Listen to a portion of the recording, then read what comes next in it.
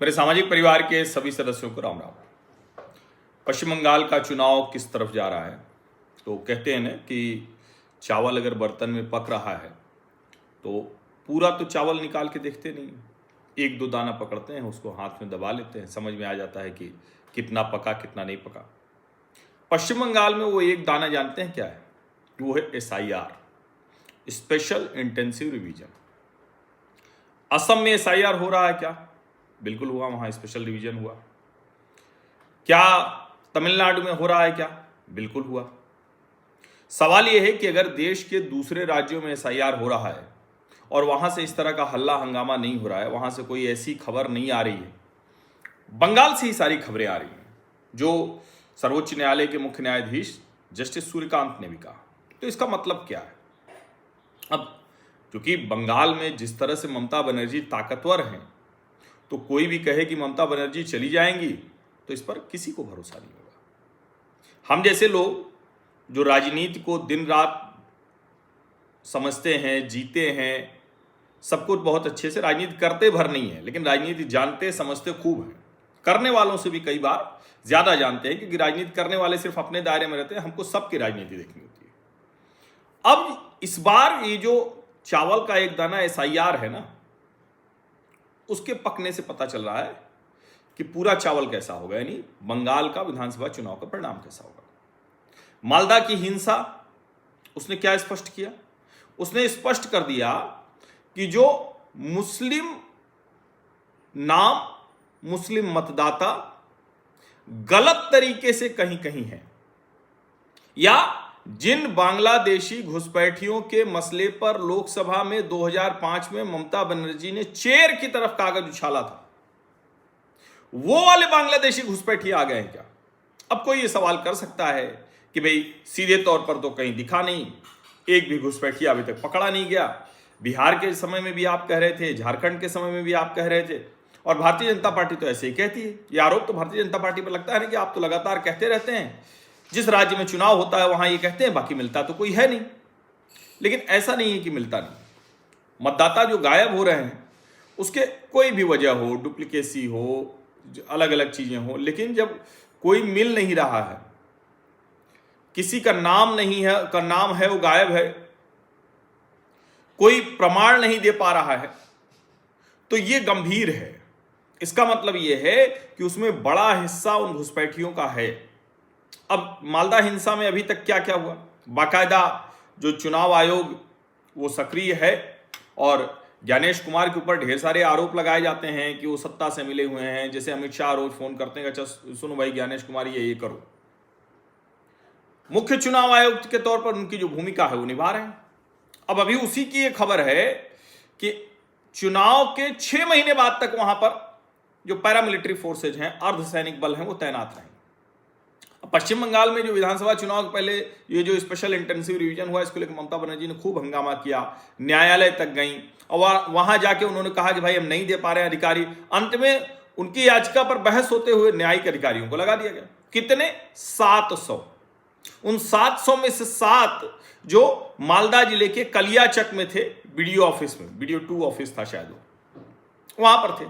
उन 7 न्यायिक अधिकारियों में 3 महिलाएं थी, और सोचिए कि उनको बंधक बना लिया। क्या क्या हुआ वो पहले भी मैं आपको बता चुका हूं, लेकिन जरा कल्पना कीजिए, अब 35 लोगों की गिरफ्तारी हो चुकी है। और मुफक्करुल इस्लाम एडवोकेट है। मुफक्करुल इस्लाम तृणमूल कांग्रेस की एक तरह से कहें कि बहुत जो उसकी कैडर वाली टीम है उसमें शामिल रहा। AIMIM से वो चुनाव लड़ चुका है और ममता बनर्जी के साथ मंचों पर दिखा है। दूसरे भी जो नेता हैं तृणमूल के, उनके बड़ा नजदीकी है मुफक्करुल इस्लाम। अब इसको 2 तरह से देख सकते हैं। एक तो ये कि मुफक्करुल इस्लाम तृणमूल का नेता होते हुए भी AIMIM में चला गया अपनी राजनीतिक महत्वाकांक्षाओं के लिए, और मुफक्करुल इस्लाम वो उसको बागडोगरा एयरपोर्ट से पकड़ा गया। NIA अब जांच कर रही है। अब ममता बनर्जी ने इसको लेकर मुद्दा बना दिया है और वो एकदम साफ साफ कह रहे हैं कि ये तो एकदम सीधे सीधे राज्य के अधिकारों पर हनन है। लेकिन सवाल ये है कि 12 राज्यों की वोटर लिस्ट का पुनरीक्षण हो रहा है, सिर्फ पश्चिम बंगाल में ये क्यों हो रहा है? पश्चिम बंगाल में भी तो आखिरी 2002 में हुआ था। तो समय समय पर तो करना पड़ेगा ना। और जो तरीका है वही तरीका किया गया कि भाई जो 2002 वाली वोटर लिस्ट है उसमें अगर माता पिता हैं तो कोई समस्या ही नहीं। जो अंतिम सूची आई थी 28 फरवरी को, उसमें 6 करोड़ 44 लाख मतदाता थे। 7 करोड़ 60 लाख मतदाता पहले थे, 6 करोड़ 44 लाख रह गए। 63 लाख नाम हटे अलग अलग, कोई मृत है, स्थानांतरित है, अनुपस्थित है, डुप्लीकेट है, सब कुछ है। 60 लाख स्क्रूटनी में आए, संदेह के दायरे में, और यही सबसे बड़ा विवाद बन गया। उसमें सर्वाधिक मुस्लिम है। अब जनता कह रही कि हम कागज दे रहे हैं, सब कुछ कर रहे हैं, हमारे नाम नहीं जुड़े। ऐसा हो सकता है, ऐसा नहीं है कि ऐसा नहीं हो सकता है, क्योंकि बहुत सी ऐसी प्रक्रिया है जिसमें इस तरह की चीजों में गड़बड़ हो जाती है। और जब इतना बड़ा अभियान चलता है तो उसमें कई बार गड़बड़ियां भी होती है। लेकिन ये जो 700 न्यायिक अधिकारी नियुक्त किए गए हैं, ये बहुत सलीके से वो सारी चीजें देखकर और उसको ठीक करने के लिए वहां गए। लेकिन वहां लोग भड़काने वाले, ममता बनर्जी भड़का ही रही थी, असदुद्दीन ओवैसी पहुंची गए हैं, और मुफक्करुल इस्लाम जो तृणमूल और ममता बनर्जी और उनका मिक्स हैं, इन दोनों पार्टियों में रहे हैं, वो यहां पहुंच गए। लोगों को डराया गया, जाने क्या क्या, तुम्हारी नागरिकता चली जाएगी, राशन कार्ड नहीं मिलेगा, स्थानीय सुविधाओं का लाभ नहीं मिलेगा। वही जो बिहार में किया गया था। बिहार में भी कुछ भी नहीं, कोई भी ऐसा प्रमाण नहीं दे पाए जो भी लोग इसके खिलाफ थे। अब मालदा में इन्होंने बाकायदा SIR के विरोध ऐसा प्रदर्शन कराया कि भैया सोचिए कि NH-12 ब्लॉक करा दिया, BDO ऑफिस को घेर लिया, टायर जला जला कर जगह फेंक दिए। और मैंने आपको बताया था कि न्यायिक अधिकारियों को बंधक तो बनाए, जब उनको छुड़ाया भी गया पुलिस की मदद से, तो भी ईंट पत्थर लाठी डंडे सब चला रहे थे, जो कालियाचक BDO कार्यालय था वहां पे। अब इसका मतलब क्या हुआ? इसका बड़ा सीधा सा मतलब हुआ कि पश्चिम बंगाल में कानून व्यवस्था पूरी तरह से ध्वस्त है। तो सवाल यह है कि भाई इलेक्शन कमीशन तो है वहां, तो उसने सब हटा दिया, ठीक बात है। और अभी तो ममता बनर्जी कह ही रही थी कि भाई CID से हमने पकड़वा लिया। अब सवाल यह है कि अगर CID से पकड़वाने का श्रेय ले रहे हैं तो इसका मतलब कानून व्यवस्था तो उन्हीं के हाथ में, और एक्टिंग चीफ मिनिस्टर के ही हाथ में कानून व्यवस्था होती है।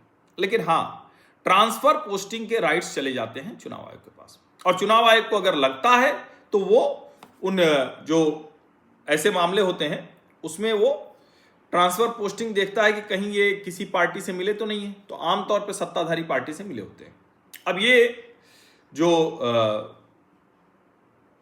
होम मिनिस्टर के सिक्योरिटी लैब्स इंसिडेंट हुआ, उसमें भी चुनाव आयोग ने कार्रवाई की है। जो सिद्धार्थ दत्ता DC 2 है, साउथ डिवीजन कोलकाता, प्रियंकर चक्रवर्ती OC अलीपुर हैं, चरण बंदोपाध्याय एडिशनल OC अलीपुर हैं, सौरभ चटर्जी सर्जेंट है अलीपुर है, इन सब को हटाएगा। और साफ साफ ये कि TMC कैडर की तरह काम मत कीजिए। अब एक और ग्राम प्रधान है हफीजुल मोल्ला। ये हफीजुल मोल्ला देवली 1 ग्राम पंचायत का है, ये बेडेमारी बाजार जीवन तला पुलिस स्टेशन, इसको भी गिरफ्तार किया गया है और इसके खिलाफ भी कार्रवाई हो रही है। और आपको पता है ये जो मुफक्करुल इस्लाम है, इसका तो बाकायदा वोटर ID कार्ड है, सब कुछ ठीक है, लेकिन फिर भी ये लोगों को भड़का के वहां पहुंच गया। कल्याण बनर्जी के साथ दिखा था, बड़े बड़े नेताओं के साथ उनके दिखता है, TMC लीडर के कल्याण बनर्जी के साथ उसके फोटो है, ममता बनर्जी के साथ वो लगातार रहा है, और ये आदमी ये सब कर रहा है। अब इस सब के लिए ज्ञानेश कुमार ने बाकायदा NIA को ये सब सौंप दिया। और जाहिर है कई लोग कह रहे हैं कि भाई NIA को क्यों सौंपा, क्या इसमें आतंकवाद का मसला है? अभी तो जांच होगी तो समझ में आएगा। और चूंकि सर्वोच्च न्यायालय ने कहा था कि भाई आप सौंपिए CBI या NIA को, NIA को सौंप दिया। और इसीलिए ये समझना बहुत जरूरी है कि जो कुछ हो रहा है सब सुप्रीम कोर्ट की मॉनिटरिंग में हो रहा है। तो ये जो एक चावल का दाना है ना SIR वाला, वो बता रहा है कि ममता बनर्जी बड़े संकट में। अच्छा, PIL गई थी एक कि ये जो IAS IPS के ट्रांसफर हो रहे हैं इसको ना किया जाए, तो क्या कहा, merely because the ECI had transferred a sizable number of officers, it cannot be said that action is arbitrary, capricious or malified. More so when similar or more number of transfer posting of officers had taken place nationwide. कह रहे हैं भैया ज्यादा लोगों का transfer हो गया तो आप थोड़ी नहीं कह सकते हैं कि सब गड़बड़ है, ये तो हर जगह होता है। और ये तो नहीं हो सकता है ना कि आप सिर्फ इस आधार पर किसी को रोक दें। अब चूंकि ट्रांसफर वहां बहुत हुए और अभी और होने की जरूरत है, और जिस तरह की स्थितियां हैं उसमें तो जाहिर है कि अगर ये नहीं होंगे तो भला वहां कुछ हो पाएगा, संभव ही नहीं है। अब आपने सर्वोच्च न्यायालय की टिप्पणियां सुनी थी, मैंने डिटेल में बताई थी कि भाई सर्वोच्च न्यायालय ने कहा कि सीबीआई या एनआईए को दीजिए, जहां जहां सुनवाई हो वहां केंद्रीय बल तैनात कीजिए। अब 6 महीने बाद तक वो रखना पड़ेगा। चुनाव आयोग एनआईए को जांच सौंप चुका है। सुप्रीम कोर्ट ने कहा कि बहुत एकदम लापरवाही बरती गई। अब कोई कह सकता है कि नए डीजीपी, नए चीफ सेक्रेटरी थे, लेकिन उस सब के बावजूद तंत्र तो उसी तरह से काम करता है। नए डीजीपी चीफ सेक्रेटरी के खिलाफ जो होना होगा, 19 एफआईआर दर्ज हुई है, 35 गिरफ्तार हुए हैं। मुफक्किरुल इस्लाम का बता ही दिया वो था, और उसके साथ अकरमुल बागानी वो भी। अब तृणमूल कांग्रेस, एआईएमआईएम सब मारामारी हो रही है। तो अब ठीक है, अब आगे वो जो होगा होगा, लेकिन मूल मुद्दा क्या है? मूल मुद्दा है मुसलमान मतदाता। अब मुसलमान मतदाता ममता के साथ है, इसमें कोई दिक्कत नहीं है। विदेश का कोई भी नागरिक हो, हिंदू हो, मुसलमान हो, कोई क्या समस्या है। लेकिन क्या वो मुसलमान मतदाता घुसपैठिया है? और मैं तो बार बार जब कोई कहता है तो मैं एक ही बात कहता हूं, भाई एनआरसी की मांग फिर आप कीजिए। हटाए गए लोगों में अगर मुस्लिम का मत प्रतिशत ज्यादा है तो फिर करिए ना। और मुर्शिदाबाद, बालदा, इसकी तो बार बार ये कहा गया, बार बार ये कहा गया, इसलिए ये समझना बहुत जरूरी है।